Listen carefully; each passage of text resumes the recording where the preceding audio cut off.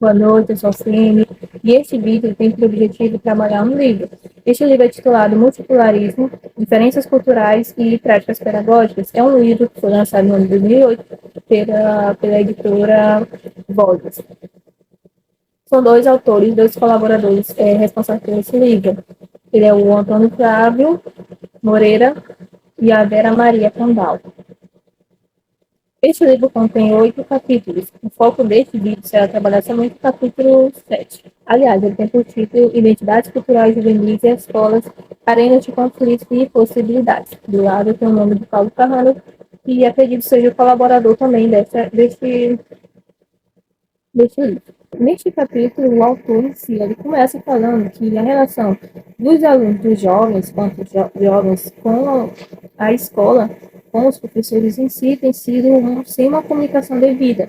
E as palavras do autor são objetivas em falar que há uma incomunicabilidade, não há devida comunicação entre ambos. Eles não falam entre si, de fato, o que está prejudicando ali para que os alunos não consigam absorver conhecimento e que os professores não conseguem transmitir uma aula que seja prazerosa.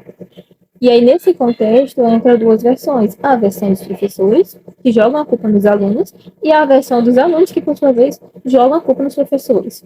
As palavras dos professores são que os alunos são desinteressados, que os alunos não têm disciplina, que os alunos, portanto, não seguem as regras, as normas da escola, que os alunos eles não demonstram interesse pelo conteúdo que o professor traz, que o professor se esforça para trabalhar ali. São alunos que não têm disciplina alguma. E alguns casos extremos, tem alunos que até são violentos com os colegas ou com os professores próprios, coordenadores em geral. Agora, a versão dos alunos diz que os professores trazem aulas sem rumo. Por quê? Porque eles falam que as aulas são chatas. São chatas devido aos professores supostamente não trazerem um objetivo, um ponto de partida e muito menos um ponto de chegada nas suas aulas. É aula sem rumo, sem objetivo, sem um planejamento adequado. E aí os alunos falam que os professores são despreparados, que não sabem transmitir aula, não sabem dar aula, da forma que eles consigam entender. São aulas que são sem planejamento. Essa é a versão dos alunos. Aliás, os alunos também falam que são aulas chatas porque são sem sentido. Eles não veem um sentido ali. E eles também reclamam da estrutura em si do ambiente. Falta computadores, falta internet, é um ambiente desestruturado. E entra aquela questão, que o professor ele pode sim ter um certo conhecimento, porém ele não consegue conseguir metodologias, praticar ali uma metodologia que possa proporcionar uma aprendizagem significativa aos alunos ali presentes. Para reforçar essa minha fala, tem aqui um pedaço do texto que diz: segundo os professores, os alunos não se interessam pelos assuntos trabalhados na sala de aula, ou seja, são desinteressados, também não têm disciplina, não respeitam o regulamento, ordem na escola e alguns são até violentos. A versão dos professores, e inclusive foi colocada no slide que a equipe produziu. Diz que são realizar aulas chatas, eles não se sentem felizes naquele ambiente ali, porque para eles as aulas são sem sentido, ou seja, sem objetivo, sem um propósito, sem uma intenção dos professores ali, e são professores despreparados. Palavras dos alunos. Aí entra a questão do professor não saber dar aula, onde os alunos sejam atraídos e entendam o assunto ali proposto. Reclamam os alunos por si, reclamam da falta de estrutura educacional, ou seja, não tem computadores, não tem internet, e eles sentem falta de parceiros. É o momento que o aluno, os parceiros ali ao redor da sua comunidade, é o momento que o aluno vai conhecer mais da sua cultura. Então, eles também reclamam que não tem esse passeio. E o livro tem exclusivamente essa palavra, né? Diferenças culturais. Os alunos reclamam que não tem essa maneira de trabalhar com eles sobre essas diferenças. E aí entra a questão de saber qual é a versão verdadeira, se é a dos professores ou se é a versão dos alunos. Enfim, eles jogam a culpa um no outro, justificando essa falta de aprendizagem significativa de ambos, tanto os professores como os alunos, tanto em transmitir como em receber, tanto o transmissor como o receptor. E aí o autor, por sua vez, fala que uma suposta solução é parte dos professores. Como assim? O educador ele deve compreender a versão dos alunos em relação a essa atualidade, os jovens de hoje, o que os jovens de hoje têm passado. Sabemos que há uma série de problemas envolvendo a juventude atual que outrora não era enfrentado, ou pelo menos não tinha esse grau que está tendo atualmente.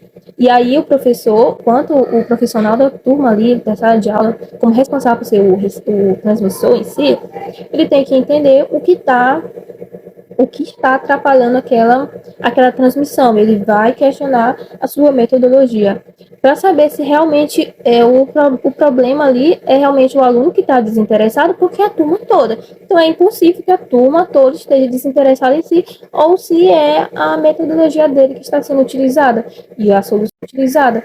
E a solução que o autor diz é que o professor ele questione essa metodologia dele.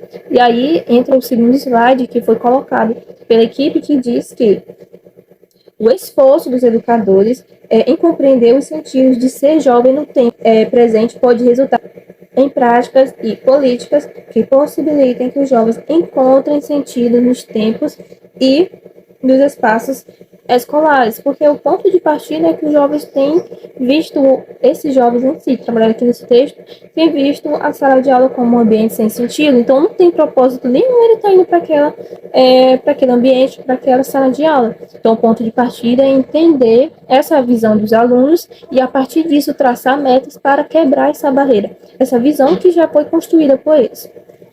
Essa é uma suposta solução que o autor em si diz. O autor, por sua vez, ele também diz que essa escolarização ela é inadequada, ou seja, ela não oferece as condições que os alunos necessitam para absorver os conhecimentos da aprendizagem significativa. E aí ele fala, por exemplo, a falta de material didáticos, a falta de uma estrutura própria em si, e estrutura em si. E aí entra um slide que fala que a inadequação tanto se refere aos baixos insumos materiais didáticos em si, que se refletem na precariedade da maioria dos prédios escolares, a estrutura dos prédios, quanto nas inadequadas articulações curriculares e ainda a questão dos planejamentos dos professores. E aí o resultado disso são a frustração dos estudantes. Eles têm uma expectativa alta em relação à educação que é fornecida a eles. E quando eles se deparam com essa escolarização, são sujeitos que são frustrados. Realmente não é isso que eu necessito demais. E aí tem a questão da versão dos alunos que falam sobre a falta de computadores e internet em si. E aí, nesse contexto, entra o que o autor diz que as escolas públicas, elas foram um improviso, elas não foram planejadas. Segundo palavras do autor, então foi uma saída para abrigar as crianças e os jovens da classe popular. E o resultado disso é que apresenta uma estrutura um tanto inadequada. E aí as provas do autor foi produzida um slide que fala que, como foi improviso, ela acaba sendo precária. Não tem biblioteca, laboratório, computador, ginásio, laboratório, na maioria das escolas públicas. Se você entra na escola pública, normalmente não tem todos esses ambientes, isso se tem algum deles. O mais comum é que haja uma sala de informática e ponto. Acaba aí. O restante fica como ausente, porque não tem uma estrutura em si adequada. Foi como um improviso, como o autor mesmo diz. Outra crítica do autor são os números de funcionários, que é insuficiente se comparado com a demanda dos serviços. O número de funcionários é muito pouco, porque há muito trabalho nas escolas para serem feitas, porém, então, o número de funcionários é mínimo e, como resultado, vai ser um trabalho insuficiente, um trabalho que não vai alcançar as metas que foram estabelecidas pelos participantes da comunidade escolar. Aí, como o aluno é um observador desse ambiente, ele passa a ser visto como um sujeito que tem a identidade, um aluno que precisa ser trabalhado a comunicação dele, que precisa ser trabalhado as culturas que são originadas fora da escola.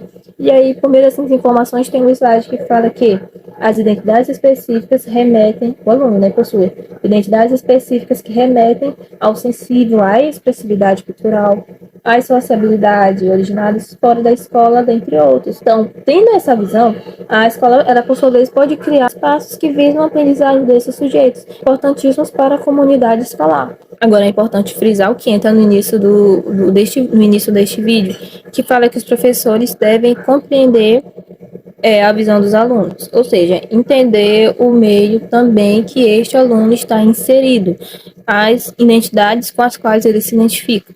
Que é um ponto interessante que o autor disse que para entender algumas atitudes, ações dos alunos, é preciso se atentar para os grupos com os quais ele normalmente interage. E aí é importante frisar o que são as culturas juvenis. O autor fala que as culturas juvenis, aqui entre o sexto slide, fala que as culturas juvenis podem ser entendidas como um conjunto heterogêneo de expressões e práticas socioculturais. Então, são narrativas que falam do profundo mal-estar que é ser jovem numa sociedade produtora de riscos e incertezas. Se elas falam sobre esses problemas do mal do ser jovem, é a porta que o professor precisa adentrar para conhecer, porque no início do vídeo foi falado que o professor precisa compreender quais são as dificuldades principais do seu aluno que tem impedido que ele consiga absorver a aprendizagem. E aí, um meio que ele pode estar usando são conhecer essas culturas juvenis, porque elas falam sobre essas culturas juvenis que ele costuma seguir, curtir, porque aí fala o gosto dele em si, porque elas falam sobre o mal-estar que ele está passando naquele momento. O do slide fala sobre esses riscos e incertezas que são produzidos pela sociedade. E vão recair sobre alguns indivíduos, somente sobre alguns, e esses, por sua vez, terão que ir tolerados. E aí entra justamente esse público que é a juventude, segundo as palavras do autor dele em si, porque elas falam sobre o mal-estar que ele está passando naquele momento. O do slide fala sobre esses riscos e incertezas que são produzidos pela sociedade. E vão recair sobre alguns indivíduos, somente sobre alguns, e esses, por sua vez, terão que ir tolerados. E aí entra justamente esse público que é a juventude, segundo as palavras do autor. É importante frisar também, finalizando a minha fala, que essas culturas juvenis, ainda sobre as culturas juvenis, que elas são vistas como sem sentido para os de fora. Então é importante, antes de julgar, buscar conhecer. Então, finalizando a minha participação, eu passo a fala para a próxima colega. Sociedades urbanas e identidades multiculturais.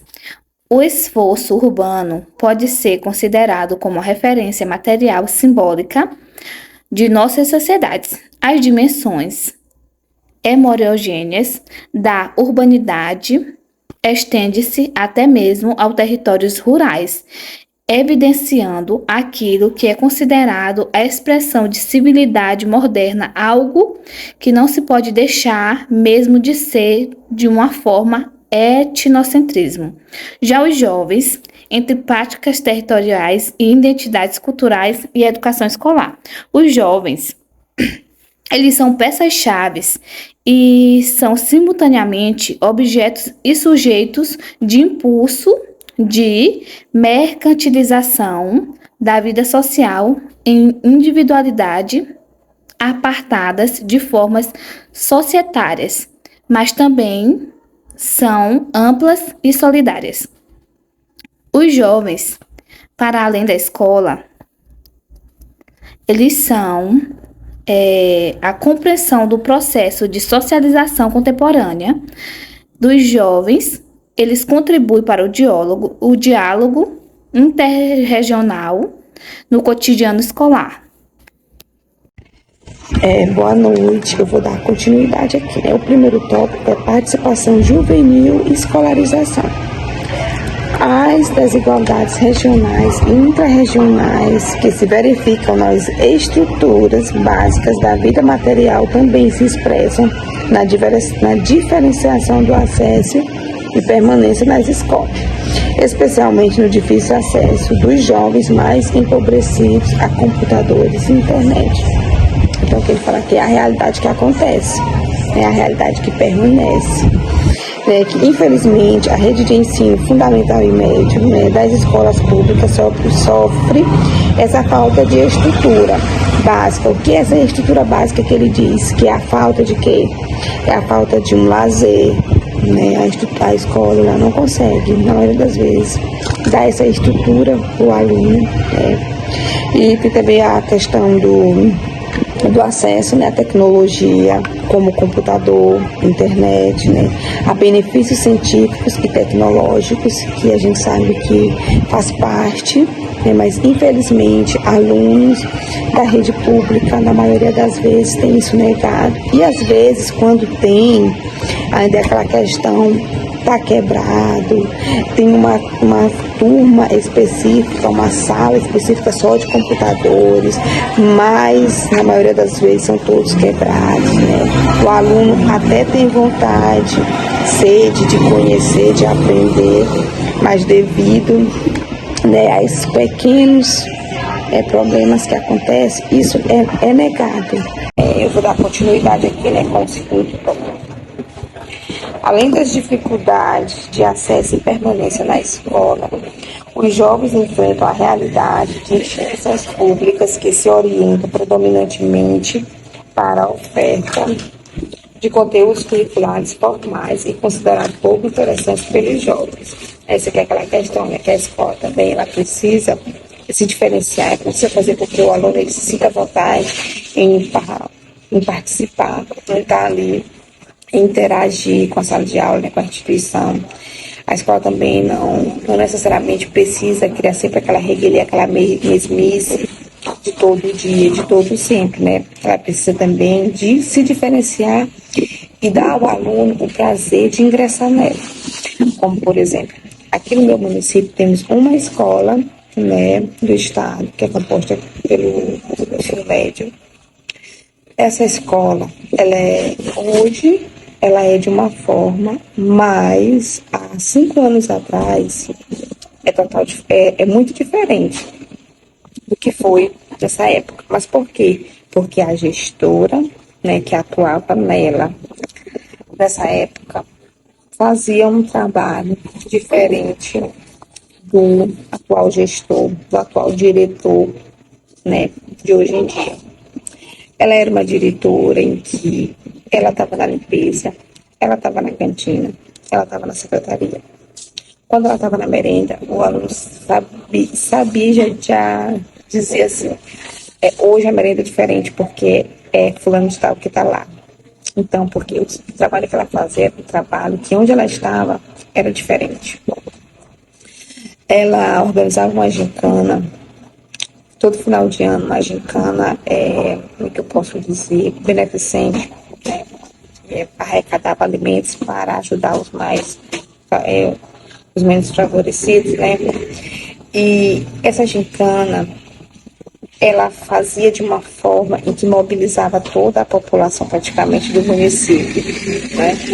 Ela organizava praticamente um mês antes, né? Então aquilo ali, o aluno que ainda não ingressava na instituição sentia vontade, né, de chegar lá e participar daquele momento. E o aluno que já tinha saído tinha vontade de voltar, porque era um evento muito bonito e muito atrativo. E sem falar que aquele evento ali que ela fazia se destacava, né, porque aquilo ali ajudava outras pessoas.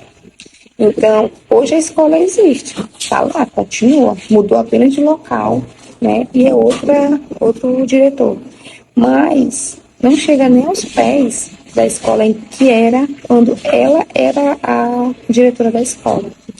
Ela fez em si um excelente trabalho, né, como profissional, como pessoa, como mãe, né? Então, foi uma pessoa em que soube fazer a diferença onde ela atuava.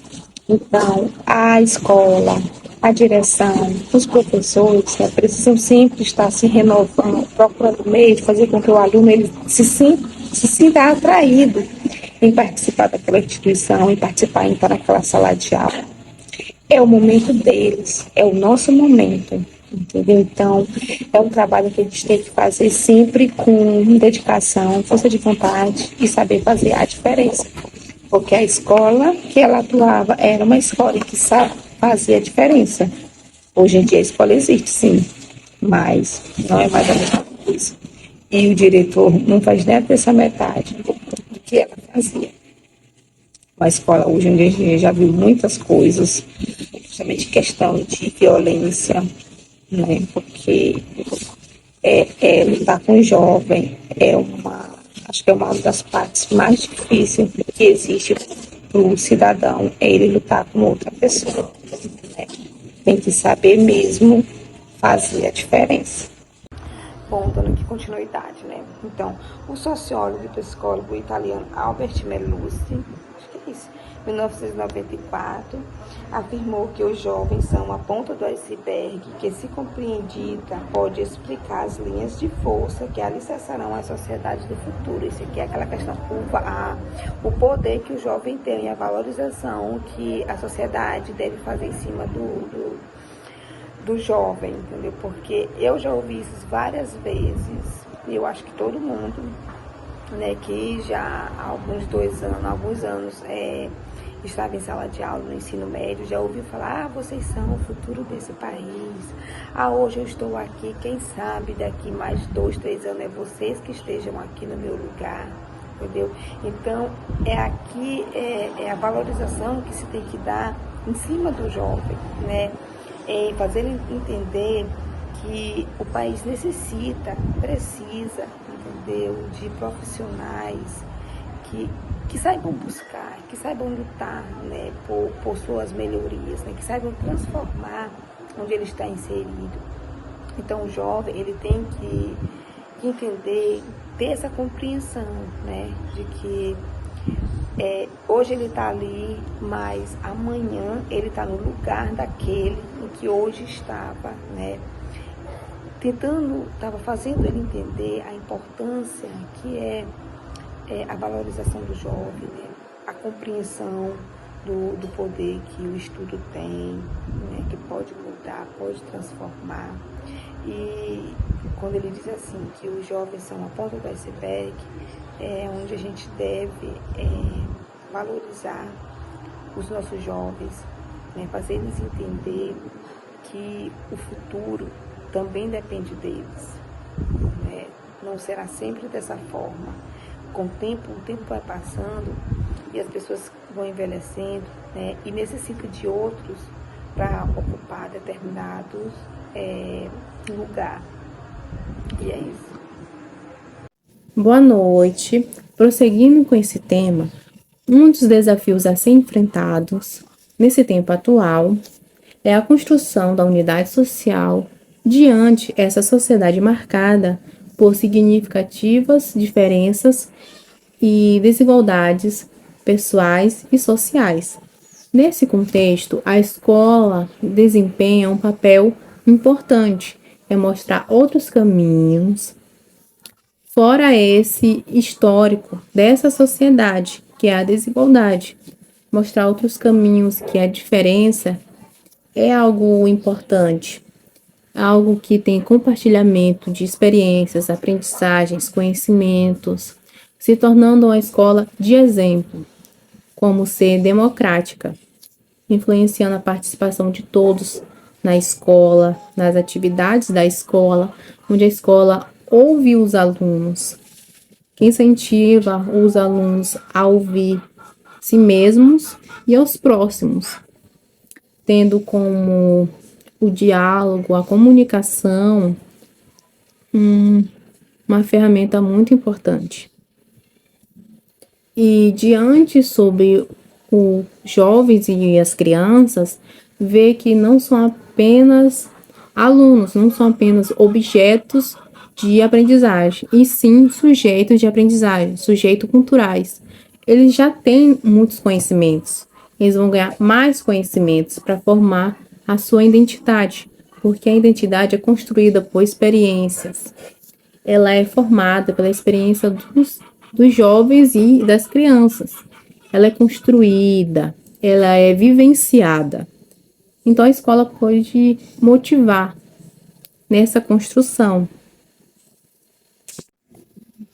O texto também aborda outro tema, que é articulando currículos, espaço e tempo escolares culturalmente significativos. Diante esse tema abordado, fala que a escola é espaço e tempo. Esse espaço e tempo que o aluno tem, que é um dos primeiros exemplos que ele tem de sociedade, que ele convive com outras crianças, convive com outras culturas, convive com outras rotinas. Ali vai ter um compartilhamento, vão compartilhar suas experiências, seus conhecimentos, suas aprendizagens.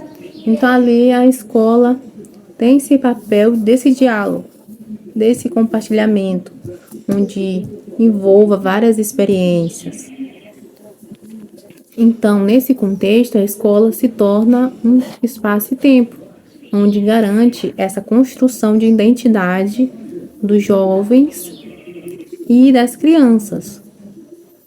Só será tudo possível se, como eu já disse, né, se a escola dê caminhos para que os alunos sejam mais participativos. Desses exemplos é os alunos poder construir projetos junto com os professores, projetos que interessam os alunos, que além de ser interessado pelos alunos, também tem as ideias do professor, ali sendo em roda, construindo projetos que são dos interesses dos alunos, que proporcionam conhecimentos, que também o professor pode incentivar com as ideias dele também, ali tornando um projeto que todos se interessam, que vai ser cheio de aprendizagens, que todos vão prestar atenção, que todos vão ficar muito interessados, né, nesse tema. Um desses exemplos que eu já vi um documentário que mostra dois tipos de escola que trabalham com coisas diferentes. A primeira escola que trabalha mais com a participação dos alunos, incentivando os alunos a participarem das atividades da escola. Numa é que a diretora fazia encontros com os alunos. Esses encontros tinham várias atividades. Uma delas é que ela se reunia em roda e conversava com os alunos. Ali ele falava as experiências deles, ele falava suas opiniões, falava suas ideias. Ali a diretora e os alunos que participavam tinham um diálogo pacífico, um diálogo divertido, um diálogo que tinha momentos sérios também. Então ali foi muito bom para ter esse vínculo mais forte entre os alunos e os professores, os diretores, incentivando a participação. Eles construíam projetos com a participação dos alunos e dos professores trabalhando juntos. Aí tem outro exemplo de outra escola que não incentivava tanto a participação dos alunos nas atividades da escola. Não tinha essa participação toda. Os alunos, nem todos iam para projetos, nem todos faziam as atividades que são recomendadas para os alunos. Não tinha aquela participação toda porque a escola não incentivava os alunos a participarem. Então, é um papel importante dos alunos participarem, dos alunos ter essa construção de identidade através de experiências educacionais, incentivando momentos em que os alunos construam as identidades, pensem sobre elas, mostrando ali que ele tem direito na sociedade, ele pertence à sociedade, ele tem participação importante nela, tem que ter esse incentivo. E também fala sobre articulando currículos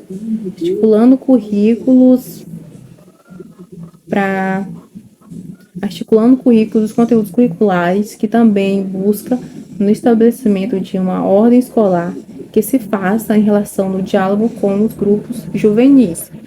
Eu acabei de falar sobre essa relação desse diálogo, a importância que o currículos pode incentivar o aluno nessa construção de identidade. Entendendo esses grupos juvenis, ter essa relação, a escola procurar entender, compreender, porque os alunos são sujeitos culturais, eles são cheios de conhecimentos, são cheios de experiências. Muitas vezes os alunos só querem ser ouvidos, só querem ser compreendidos. para ter mais aquele interesse nas aulas, mais compreendimento dos conteúdos, daquela a relação de diretores e professores para construir uma educação até melhor, né?